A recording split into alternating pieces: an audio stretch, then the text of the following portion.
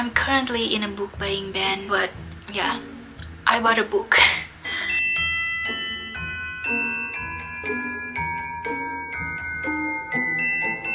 Okay, I'm going to spend the rest of the day focusing on doing a lot of paperwork. Kinda wanna edit some videos as well because I've been lacking in that category as well. But I feel like I need to finish one task at a time if I don't want to feel very overwhelmed, which I kind of already am. So I'm going to finish my paperwork first and then maybe edit videos later tonight or tomorrow or something. And to help lift my mood a little bit while I do that, I'm just going to listen to some audiobook. And the audiobook that I currently listen to is called Just Last Night by Mhairi McFarlane. I'm sorry if I butchered her name. I'm gonna put the picture of the cover here. I first heard about this book, I think in one of Noel Gallagher's wrap-up video a couple months ago. And she said that it's kind of a tragic love story, really sad, and she didn't really expect that judging by the cover itself, which intrigued me a lot because when I look at the cover, it is indeed looks like very fun, light, romantic read. So I was really interested to see what she meant by tragic and sad. So I decided to listen to it myself, and I'm currently on what chapter it is, around 20 or 21, maybe around a quarter point of the book, and so far it is really sad. Like, it's super tragic. I don't know what's going to happen in this book. I kind of have a vague idea of where the story might go, but I also really don't know. But so far I agree with whatever Noel said. It is really sad and tragic. Like, I kind of expected that there will be some tragic events, but at the same time I was kind of shocked at just how tragic it is. Like, I did not expect that kind of story. The whole romance story kind of revolves around it instead of the tragic story just being the side events or something. It felt like a very significant, like a catalyst of whatever happens next. Take me a while to get into it. English is not my first language, so listening to an accent like maybe British or Australian accent or something like that is a little bit harder for me. I'm getting much better at that. Like, I can perfectly understand them, even though I kind of have to replay some parts if I don't get certain words or something, some more difficult words. But this book, the narrator, if I'm not mistaken, I think an Ireland accent, and that is much harder for me to understand than British accents. I cannot even play the audiobook even in 1.2 times faster speed. And I found myself replaying some parts quite a lot in this book, but I'm getting better at it. Kind of get used to it, and the story really pulled me in. And hopefully the next few chapters won't be too sad, so I will still be able to focus on doing some paperwork instead of wanting to cry.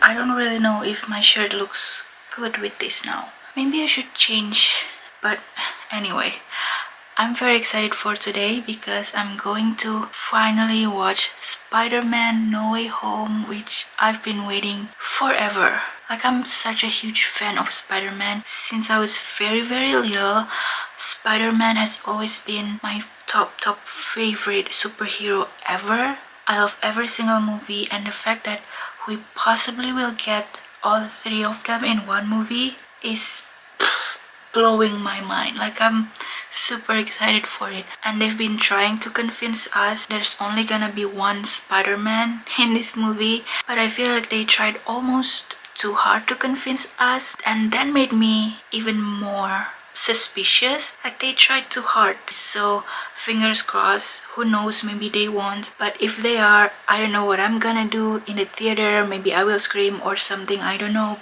Yeah, I'm excited. Let's go watch Spider-Man.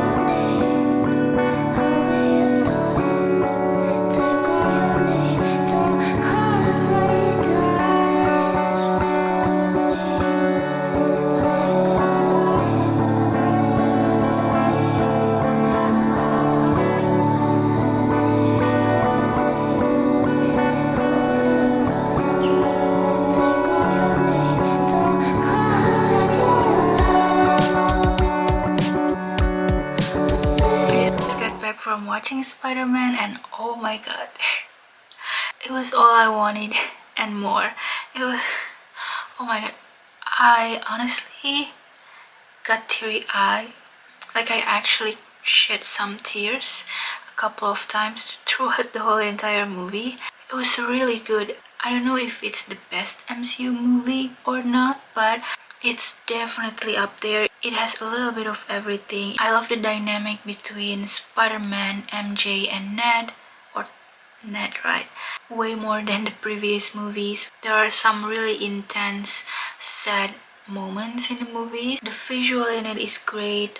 All the villains in it are incredible because we get to see every single iconic villains from the previous Spider-Man movies. It was just so nostalgic seeing everyone back together in one scene. And I love the storyline, how they brought all of these characters into this. It was very bittersweet, this movie. Like, I don't know if I like this more than the previous two, but some of it feels a little bit cheesy at times and a little bit slow, but at the same time I love them. I love the way they shot this movie. It's very different from the other MCU movies. It's very distinctly Spider-Man, very fresh and young and hip. I mean, obviously, because Spider-Man is still a teenager, like, you can tell, like, you can feel the whole youthful vibe from Spider-Man throughout the whole entire movie. But there are also, I feel like there are a lot of very close-up scenes, like very intense close-up scenes in this, and I don't know why they shot it like that. It's very close up on Spider-Man face. Tobey Maguire and Andrew Garfield were in it. Once I saw a silhouette of a Spider-Man in a dark alley, I was like screaming inside. I know that's Andrew Garfield, and then Tobey Maguire is in it. I was like, It's just so very emotional seeing them interact with one another. The fighting scenes were also incredible. Overall, as a massive Spider-Man fan, I'm pretty satisfied with all of it. I just love every single moment of it, honestly. I was overwhelmed. I couldn't focus. I really want to watch that movie again. I screamed, I cried, I laughed. It was incredible. I'm not gonna be able to do anything else today. I'm just going to wash my face, getting ready for bed, and also maybe continue my reading of of Spades. I'm already on page 50 now. I know that's not much, but progress is progress, and 50 page is still a progress.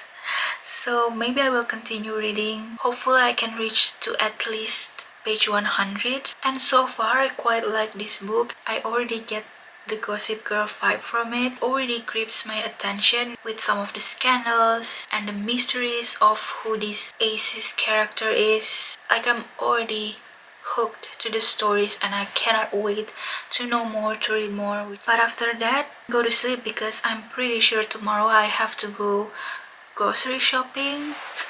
So I just received a very special package. Well, it's not special, but I've been waiting for this. Really want to buy this thing for a long time now, and I finally gave in and finally bought it. So I'm going to unbox this package now, but before we continue, please just excuse the state of my hair. I'm currently getting ready and my hair is still pretty wet. I haven't blow dried my hair. So what is inside this box, you ask? Well, it is another Funko Pop, a Luna Lovegood Funko Pop. It's definitely in my top 5 of Funko Pops that I need to have in my collection. I currently have 3, Harry, Hermione, and Dumbledore. I think you can't see that, but it's a little bit up there. I actually really want to get Luna Funko Pops with the Spectrospect, but I think it was a limited edition. It was sold out immediately, and all of the reseller that I found selling that particular one put a crazy price tag, and I don't have that kind of money to spend on a Funko Pop. That's just a little bit ridiculous for me personally. So this is a second best. There are currently 3 Luna Lovegood Funko Pops that you can choose. The Spectrospect, the one with the lion head from the Half-Blood Prince movie. The other one is Luna with her Hogwarts school dress, and she has the radish earrings and everything. It looks really good, but I personally really like the lion head one because it looks so extravagant. It looks weird, so very Luna, and it's just very iconic in my opinion. And that one in Funko Pop form is extraordinary. I wanted to buy this one for a very long time, and I believe it's almost sold out everywhere, even on Amazon. But now let's just open the box.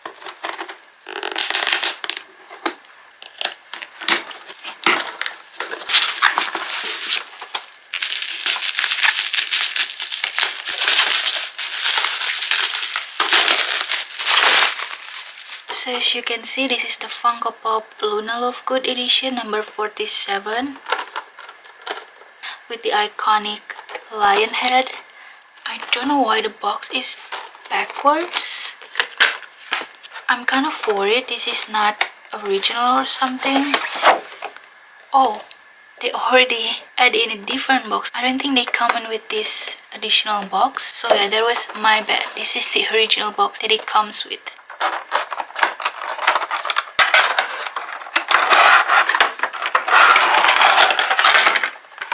Oh my god, look at that. It looks so detailed. I mean, look at the lion head and the hair in the back. Wow. This is just incredible Funko Pops in my opinion. It might be my favorite yet. I mean, look at her cheeks. This is so cute. I don't know if you can see, but she also has this spider ring or something like that. It's tiny.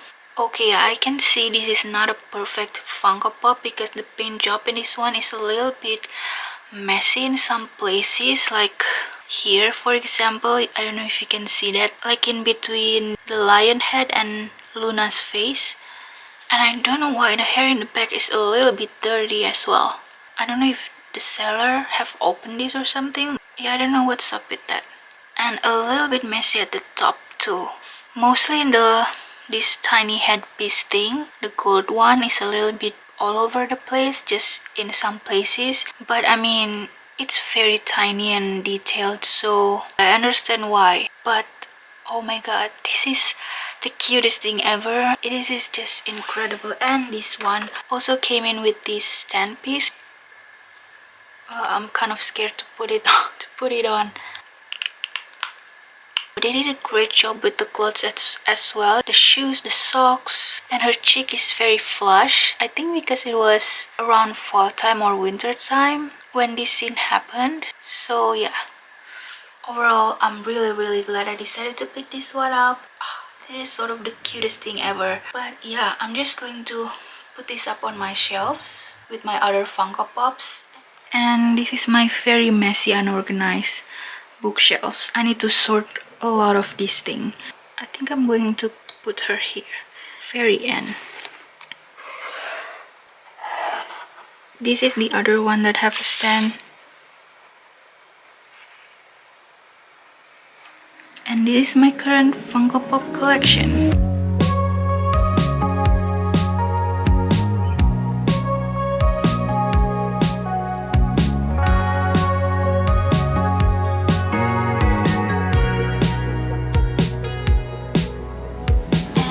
To continue getting ready and go up. I need to go grocery shopping. Summer rain on the window. Watch the time float on. Cool air blows a memento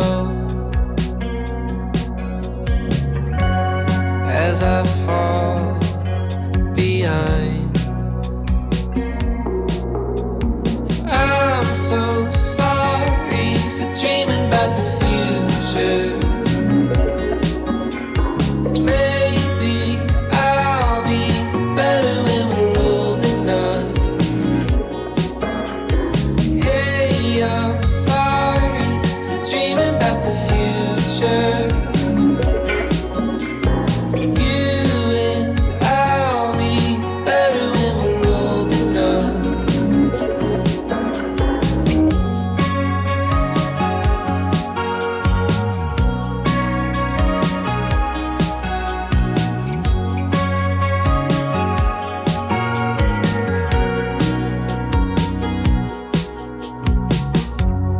Take apart all the good things,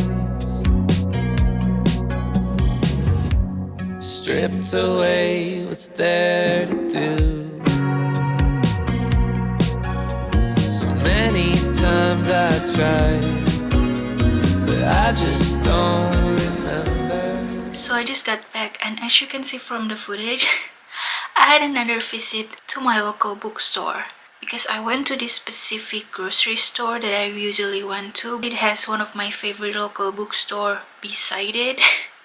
So naturally, every time I go to that specific grocery store, I tempted to go to the bookstore. Even though I just said, I'm currently in a book buying ban. But yeah, I bought a book. The Love Hypothesis by Hazelwood. This is one of the most famous books. I bought the UK paperback edition, and it has this TikTok label on the cover. I've seen this book everywhere. It is a very fun, light, romantic book, I think, that a lot of people really enjoy. One thing that I don't really like about my local bookstore though is they always reseal all the books with another plastic wrap, which will protect the book even more, but it's an extra waste of plastic. So yeah, I don't think this is necessary. I don't really like the UK paperback because it's very stiff, like it's not floppy whatsoever. But I currently have a couple spots left for like up there that fits perfectly for all of my UK paperbacks, and I still have like an empty slot there for a couple more books, so I decided to fill in those space first, because US paperbacks tend to have different sizes. Every single book is different. So you know, the UK and US paperbacks has their own pros and cons. The UK obviously are all the same size, but most of the time they are very stiff, not floppy, and you will definitely break the spine, especially if it's a thicker book. But yeah, this is the book I bought. I don't know exactly what this book is about. All I know is this is a romance with a fake dating trope set in a science lab or something based on the cover. Other than that, I know nothing about this book. All I know is just it's very popular, especially on BookTok.